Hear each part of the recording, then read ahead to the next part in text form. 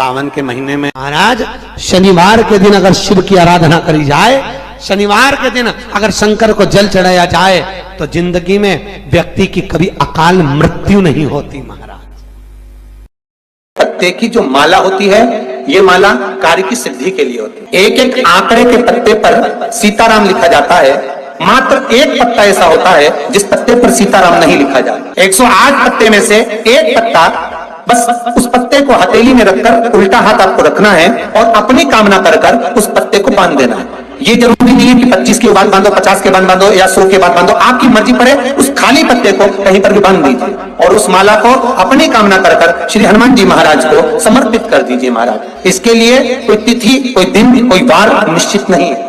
बस ये माला जब हनुमान जी को चढ़ जाए तब एक घी का और एक तेल का दिया हनुमान जी के सम्मुख में लंबी बाती का लगा देना महाराज, और अपनी कामना कर कर आप आ जाइए। आपकी वो कामना 2.5 महीना या 3 महीना, इससे ज्यादा नहीं जाएगा, वो कामना बाबा पूरी करेगा, क्योंकि शिव और हनुमान ये सब एक ही स्वरूप।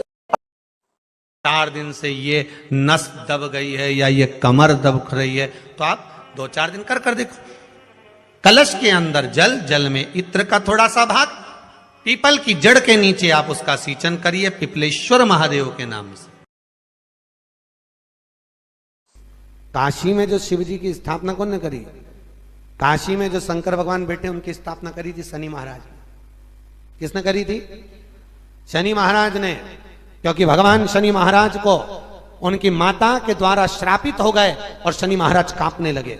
शनि महाराज कांपते कांपते, मैं जाऊं तो जाऊं कहां, करूं तो करूं क्या।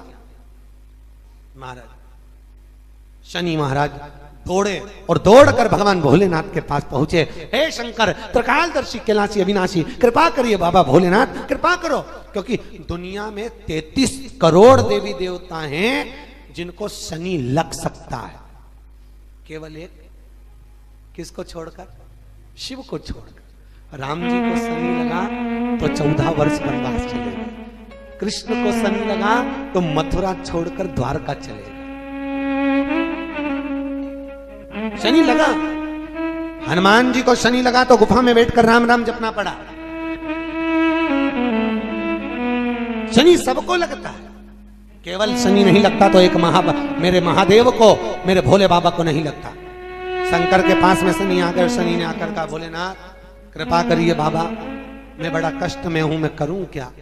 बाबा भोलेनाथ ने कहा, जा गंगा जी के तट पर काशी में जाकर एक शिवलिंग की स्थापना कर, उसकी आराधना कर और तेरा शरीर ठीक हो जाएगा, कष्ट नहीं भोगेगा। शनि महाराज ने काशी में जाकर शिव जी की स्थापना करी।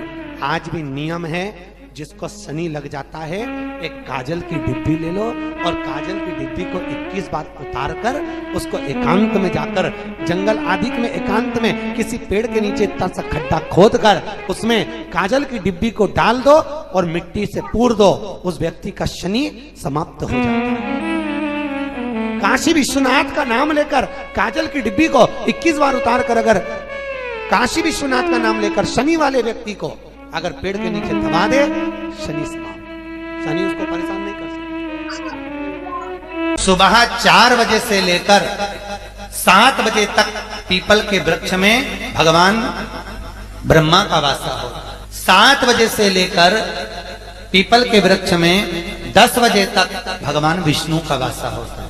10 बजे से लेकर 11:30 बजे तक पीपल के वृक्ष में पितरों का वास प्रारंभ होता है। 11:30 के बाद में पीपल के वृक्ष में आहूतों का वासा होता है। आहूत जानते हो, जो बच्चे गर्भ में शांत हो जाते हैं, 6 महीने के बाद शांत हो जाते हैं और कुंवारी अवस्था में मर जाते हैं, उनको आहूत कहा जाता है। फिर पीपल के वृक्ष में वासुकों का वासा चालू हो जाता है। यज्ञ पुराण का संवाद है। वासुकों का वासा के बाद में शाम को 4 बजे से 7 बजे तक पीपल के वृक्ष में भगवान शंकर का वासा चालू हो जाता है।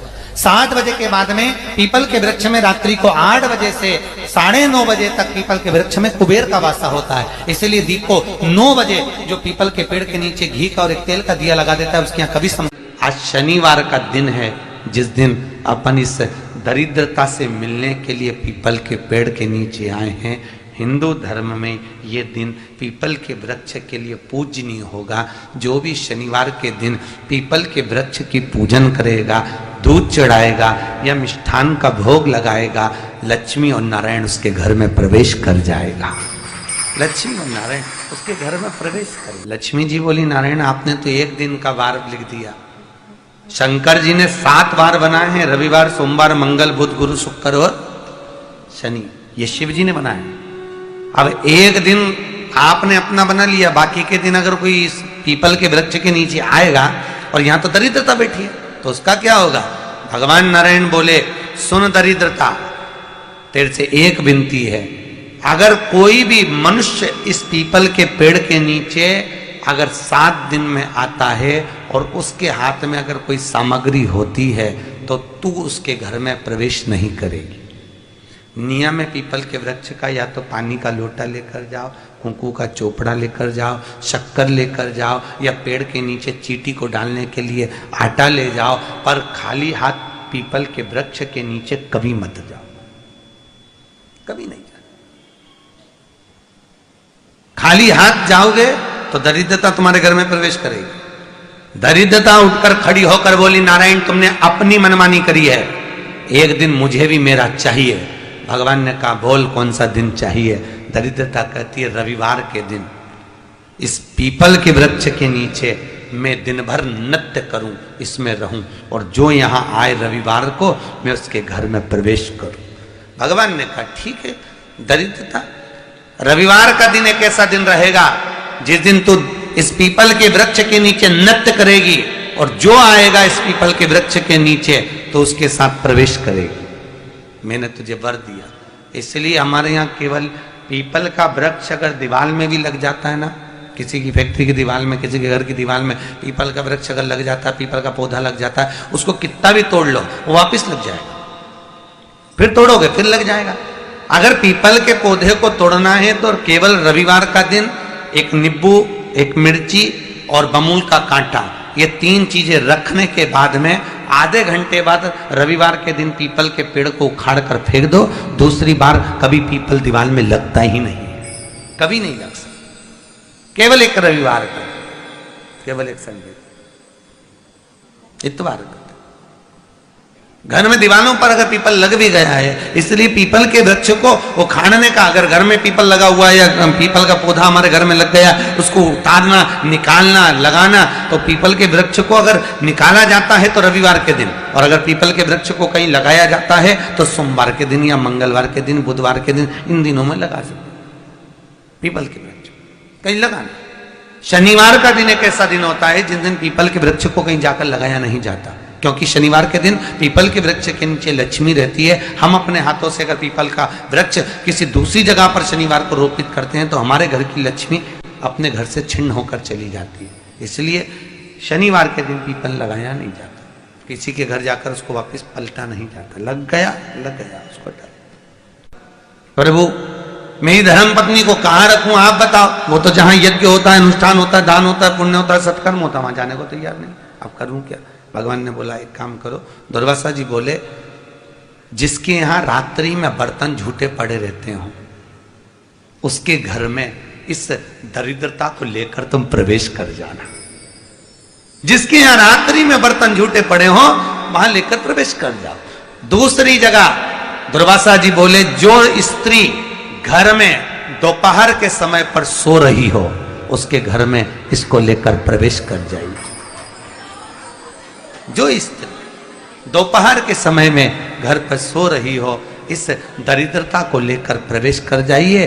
तीसरा, जिसके यहां पर दरवाजे पर कांटे वाले पौधे लगे हों उस घर में इस दरिद्रता को लेकर प्रवेश कर जाइए।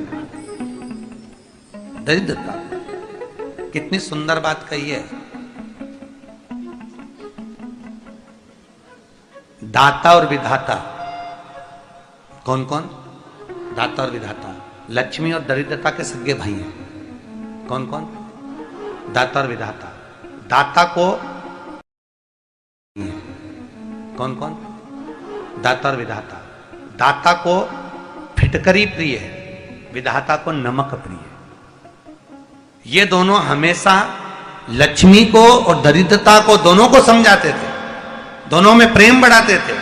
आज भी हिंदू धर्म की रीति है, यहां तो ठीक है, जिसके यहां पर भी अगर थोड़ी सी भी परेशानी होती है, थोड़ा सा क्लेश होता है, अशांति होती है, लक्ष्मी नहीं टिक रही हो, काम नहीं बन रहे हो, बहुत प्रयास करा जा रहा हो और हमारा कार्य नहीं होता, तो क्या करते हैं, फिटकरी और नमक को पानी में डाल देते हैं और घर में पोछा लगा देते हैं। आप लोगों ने आजकल फेसबुक पे भी पढ़ा होगा, व्हाट्सएप पे भी पढ़ा होगा। तो क्यों लिखा उसमें? उसका कारण ही केवल ये है कि दाता और विधाता की प्रियता उसमें।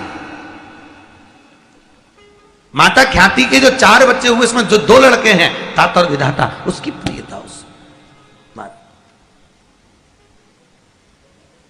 उसकी पूर्णता उसमें। अब दुर्वासा जी बोले अपनी धर्म पत्नी को वहां लेकर, जहां कांटेदार पौधे लगे हों वहां पर लेकर प्रवेश कर जाइए। कांटेदार पौधों में उस दरिद्रता का निवास हो गया। कितना विचित्र कथा यहां वर्णन करी है